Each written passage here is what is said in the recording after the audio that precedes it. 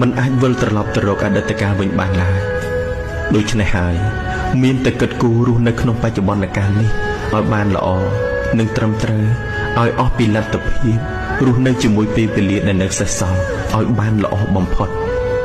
មិនគួរបណ្ដាច់បណ្ដោយខ្លួនឲ្យធ្លាក់ចុះក្នុងរណ្ដៅអតីតកាលសោកស្ដាយសោកសៅចំពោះអ្វីដែលបានកន្លងផុតទៅហើយមិនស្វែងរកធ្វើអ្វីដែលខ្លួនចូលចិត្តស្វែងរកធ្វើអំពើល្អដាក់ទុកក្នុងជីវិតនេះចែករំលែកអ្វីដែលអាចចែកបានមានចំណេះវិជ្ជានិងបទពិសោធន៍ជាដើមផាត់ពណ៌ជីវិតរបស់យើងឲ្យមានពន្លឺភ្លឺស្រស់ថ្លា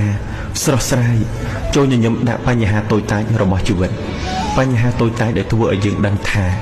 យើងកំពុងរស់នៅកំពុងមានជីវិត